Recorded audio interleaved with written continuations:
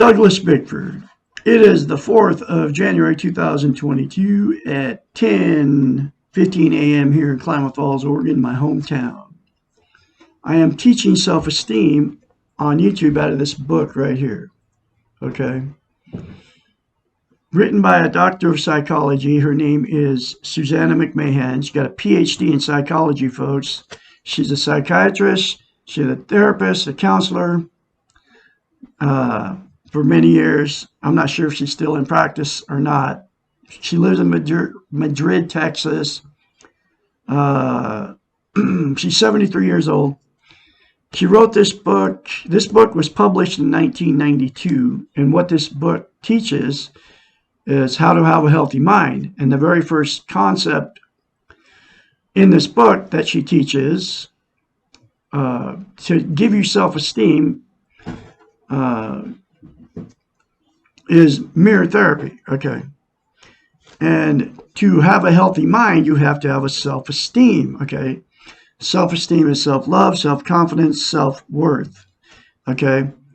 And from this psychiatrist in this book is this concept. You look at yourself in the mirror and you say, I love you. You say, I love my inner child. You say, I'm worthy to be loved, worthy to love, and you say that daily. And it's all according to a psychiatrist, folks. It will give you self-esteem, I kid you not. And you have to say it daily, according to her. Because self-esteem, to maintain it, you have to practice this, like lifting weights, okay? If you don't maintain it, keep saying that to yourself in the mirror daily, you'll lose it. Just like if you quit lifting weights. You know, you start lifting and you quit, then you'll lose the muscle mass, right? The exact same thing. So you have to, if you're going to do it, you have to say that to yourself daily in the mirror. And in this book, that's why she told her clients to go home and look at themselves in the mirror and say, I love you. And they did it. You know why they did it? Because she has all the credentials. She's a psychiatrist, right? Got a PhD in psychology. So they went home and did it because they were under her, that she was their therapist. So I am her spokesperson. I'm telling you to do exactly what she told her clients to do to give them self-esteem and to make them healthy-minded. Okay? So this doesn't come from Douglas Bickford. But I know that it works because I did it. And because I had zero self-esteem my whole life up until I was 65 years old, till about January, February, when I read it in this book, and then I did it, okay? And so I'm her spokesperson. I have her credentials. I'm getting all of her wisdom out of this book, okay?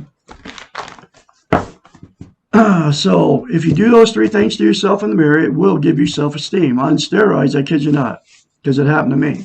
I had zip, okay? But anyway, the thing about self-esteem is, right, and it's true, it all comes out of this book, okay? You can't love without it, you can't be loved without it, and you cannot be content without it, okay? So that's why I'm here on YouTube teaching it, because number one, it changed my life, those three things in the mirror. And nobody's teaching self-esteem on, you don't hear the word. It's like a taboo subject. Nobody's teaching you how to teaching it. Nobody's teaching how to get it. Nobody's teaching how simple it is. And nobody's teaching you, telling you how important it is to have self-esteem. Okay? So I'm teaching it, and I told you how to get it, which is the three things in the mirror to yourself daily. And it's that simple to attain self-esteem. I'm telling you how simple it is. And just think about it, folks. You can't love without it. You can't be loved without it. And you cannot be content. Content is internal peace. Okay? You feel good about where you are, how you are, and what you are. Okay? That's what being content is. Okay. And what people do to try to be content, okay, is use drugs, alcohol, sex, TV, religion, food. You use another person, you use material possessions, and you use money to try to be content. And all of those things are called externals. They're outside of yourself, okay?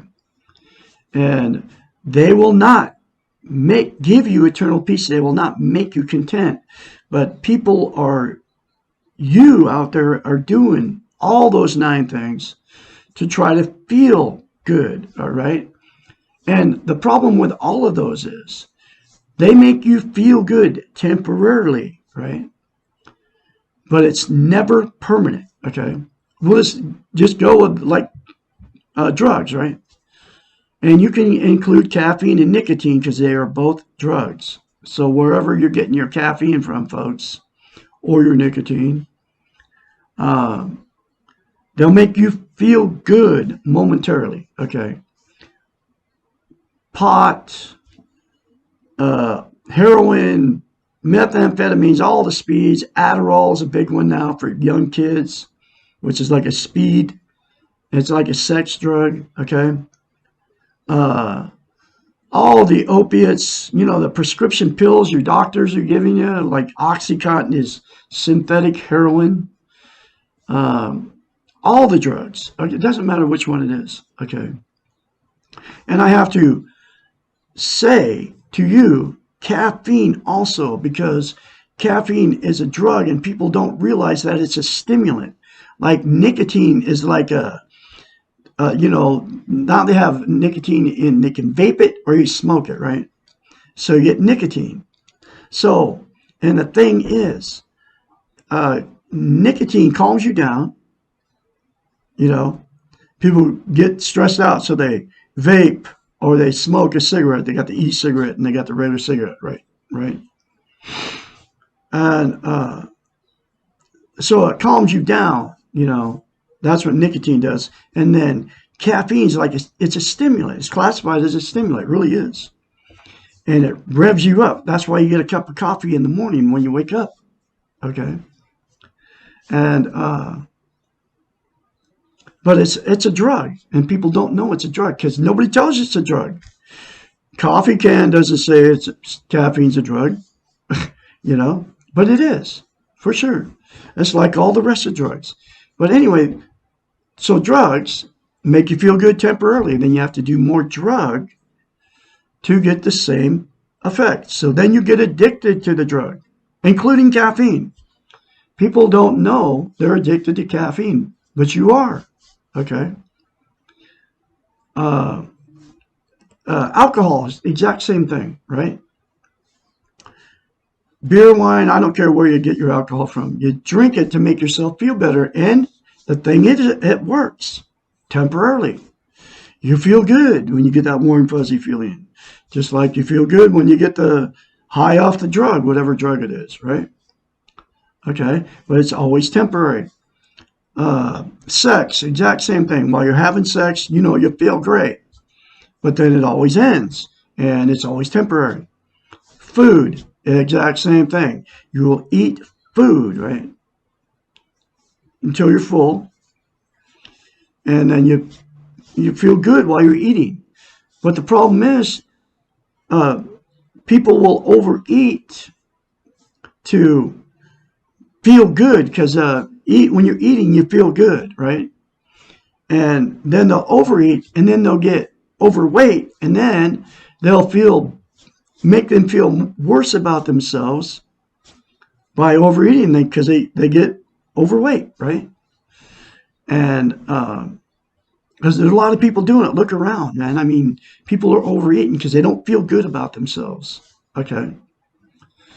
So, but it's always temporary. Food is temporary. Television, exact same thing. You turn the TV on, right? You turn the TV on, and then you feel good while you're watching it. Okay. You all know what I'm talking about. You sit in front of the television, and people sit for hours in front of the TV. 4 hours at a time. I used to do all this stuff.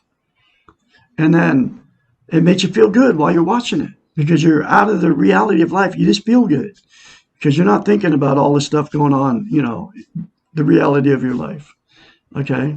But as soon as you turn it off, the problem is it goes away and it doesn't make you feel good anymore. Okay. Material possessions, the exact same thing. You get something new, right? Or you get something different. It doesn't even have to be new. You get a new car and it feels really cool, man. You're telling all your friends, bragging about it to your friends, and wow, I'm so happy I got a new car and all that stuff, right? And it's only temporary. It goes away. Then the new car will sit there in the driveway. Or it doesn't even have to be a new car, any different car, right? You go to a thrift store, you buy a bunch of stuff that you don't need, but it's really cheap and it makes you feel good to buy it. But as soon as you get it home, you stick it in the closet, you never see this stuff again. And it's all true, folks. You buy it because it makes you feel good. And then as soon as you get it home, it doesn't feel good anymore. It doesn't matter. Any material possession, shoes, clothes, a good dinner at a restaurant, it's always temporary. It never remains, and keeps you feeling good. So you go out and buy more or whatever. Religion, the exact same thing. I don't care which religion it is. Jehovah's Witness, Mormon, Seventh-day Adventist, Episcopalian, Catholic, Church of God, Muslim, Buddhist, all of it is all the same.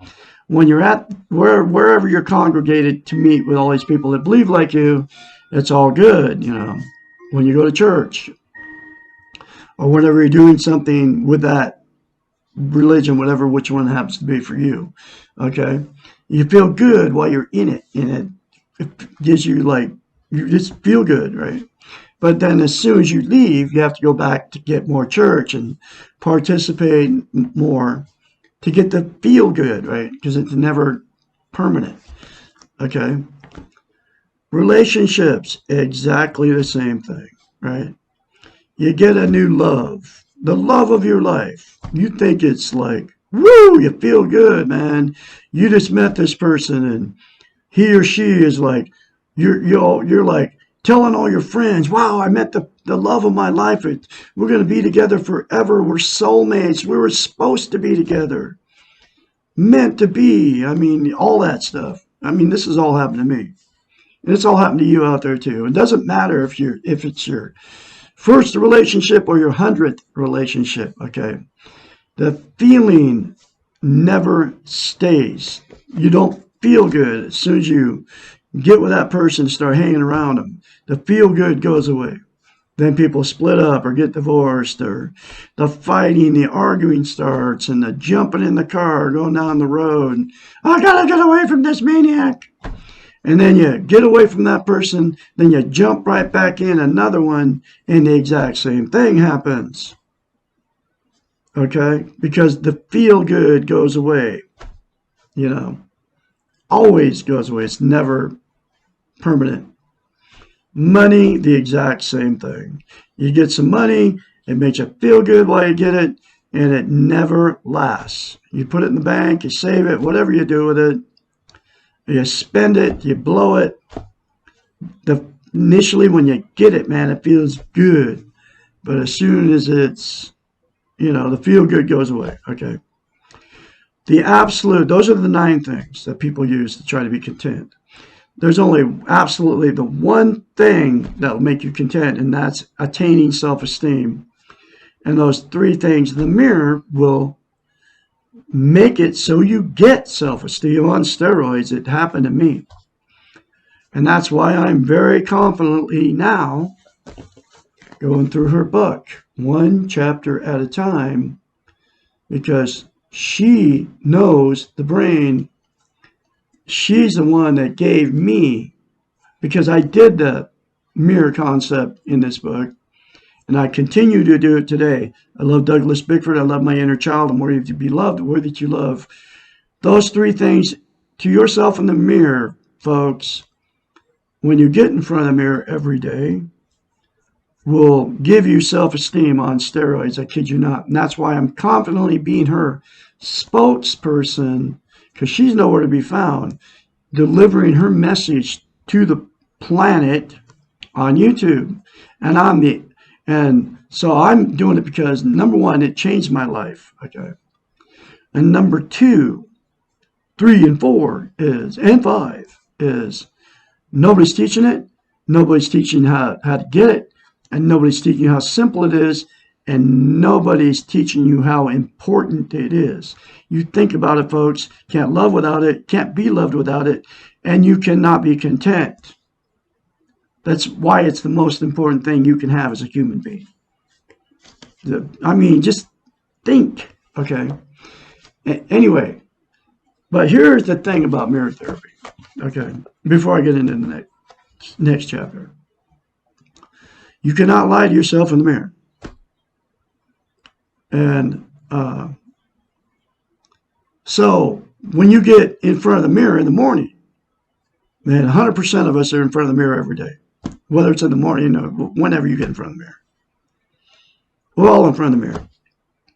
Shaving, put your makeup on, brushing teeth, whatever. Male or female. And you very easily criticize yourself in the mirror. I mean, we all get old, folks. I mean, I'm looking at myself right now. I'm 66, just turned 66. We get wrinkles. We age. Okay, that's the way it is. We're all imperfect. It's because we are human beings and we are imperfect. Unlike the TV shows us, right? That's the way it is. That's our reality. So what people do and what you do, I don't do it anymore. Get in front of the mirror, you say very easily to yourself bad things about yourself. And do you know why you say that? Because you don't love yourself. You don't have self-esteem, self-love, self-worth, self-confidence. That's why you say bad things about yourself. Because if you loved yourself and had self-esteem, self-worth, self-confidence, you would never, ever say anything bad to yourself in the mirror. And think about it. If you just had a new relationship, right? Girlfriend, boyfriend, husband, whatever, and you wanted them to love you, and would you say something to their face that was derogatory, like bad things to them? You wouldn't. No, you wouldn't. You want them to love you, and you love them, right? But you'll say it to yourself. And you say it to yourself because you don't love yourself. So that's why I tell you to say, I love you in the mirror. And I'm worthy to be loved and worthy to love, and I love my inner child. You want to call me names or call me crazy or whatever. And it's a good thing that I tell you that. But it's like a defense mechanism. You want to attack me because I tell you that you don't love yourself. Think about it, folks. It's because you don't love yourself. But, so the first time you do it, say those 3 things to yourself in the mirror. You'll have to force yourself to do it. I had to force myself to do it because I didn't love myself. Does that make sense to you out there? So force yourself beyond that criticism and do it. And I guarantee you, it's going to give you self-esteem. I promise you it will work. Okay. Seriously. Anyway, here is the next chapter out of the book from a psychiatrist. How will I know when to give to others and when to say no? Chapter 75. First of all, make sure that the other person wants what you are giving. Do not presume that they need your services, and do not give to others when you yourself are needy. The whole thing will backfire. Avoid needing to be needed. This is another trap that is easy to fall into.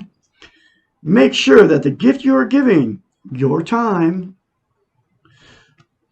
energy, services, sacrifice, is clean, and that there are no ulterior motives on your part. If you are asked to give when you do not want to, so if you don't want to do so but feel you must, make sure it is a short-term situation, that you know from the beginning exactly what you are getting into, and when you will stop. If you cannot do these things, it is better in the long run not to give of yourself. If you find that you're involved in a situation where you're giving too much and becoming resentful or angry, stop giving. No gift to another is worth destroying yourself.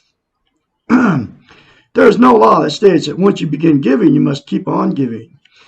Beware of the people who expect you to always be the giver. They are lacking self-esteem and will not encourage you to take care of yourself. The following story is a clear danger of the example of giving too much. In a dense forest lives a swamp that is always depressed and gloomy and unhappy with his lot in life. One sunny day, a brand new tractor rolls off the assembly line and takes a walk in the forest where the swamp lives.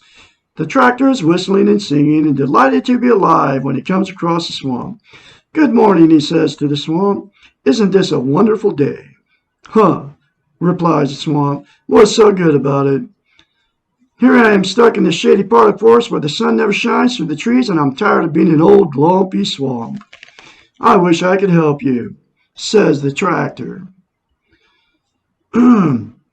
"Is there anything I can do?" The swamp is thoughtful. "Well, if you really want to help, I suppose you could shovel some dirt into me, and then I would dry up and stop being a swamp." "What a good idea," says the tractor. "I'll be happy to help you stop being a swamp." And the enthusiastic tractor energetically begins shoveling dirt into the swamp. This goes on for a couple hours with little result to the status of the swamp. The swamp begins to grumble. "I don't think that you're shoveling fast enough to make a difference." "Okay," replies the tractor, "I'll shovel even faster." Day wears on, and the little tractor is getting very tired. The swamp looks exactly as it looked in the morning. Now the swamp starts getting mad at the tractor. "If you really cared about me, there would be some results. I don't think your heart's really into helping me." By now, the tractor has invested the whole day in trying to help the swamp, and he really feels committed to his role, try to change the swamp. So he speeds up his efforts, even though he's feeling weak and exhausted. He shovels dirt while the swamp sleeps throughout the night and continues to work the next day while the swamp grumbles and complains about his poor effort and lack of real caring. The tractor literally works himself to death and slowly sinks into the wet, muddy swamp. There is no evidence that the tractor has ever been there at all. The swamp remains a swamp and waits for the next tractor to come along and save him from himself. What could the tractor have done? If he had learned self-esteem, how to take care of himself, he might have asked the swamp what the swamp was willing to do to change. Or he might have passed by the swamp and recognized that this was a dangerous trap. Or being a tractor with social interest, he might have offered to help the swamp for a little while. Then when he realized that his help was not working, he might have gone on his way feeling good about his efforts, even though the swamp was still a swamp. In all cases, had the tractor learned self-esteem, he would have never given his life for the swamp. Some people are natural attractors, givers, and they are attracted to those who are swamps, takers. In order to change the ending to the happy one, both the swamps and the tractors of the world need to learn to take care of themselves. The swamps of the world need to learn to do for themselves, and the tractors need to learn to let the swamps help themselves. The tractors allow the swamps to continue being swamps. By giving too much, the giver puts the taker in a one-down position, a victim role, and the victims tend to resent and hate their so-called saviors. It is easy to perceive the destructiveness of the takers, but there is also destructiveness in too much giving. The goal of the givers, feeling good and taking credit for the outcome, can be a larger goal than the one that the taker wants. Remember the cookie jar theory. Bake cookies for yourself first, and then bake cookies for others. Give when you are full, and you will not feel depleted from the act of giving. You can sacrifice yourself for others, as long as it does not feel as though you are sacrificing anything. As soon as you feel the sacrifice, stop giving and take care of your own needs. Another very powerful chapter for you folks out of the Portable Therapist. You all can get this book in a link in the video description of every video I put up. Very cheap, between $5 and $15. I can be your mentor when you start going through this change. 458-232-5238 is my phone number. Call me anytime, day or night. Remember, you're born good. You will leave good if you accept that you're good. You're all beautiful people out there. You all have a great day, and I'm going to have another chapter for you tomorrow, which is chapter 76, What is a Dysfunctional Family? You all have a great day out there. I'll talk to you tomorrow.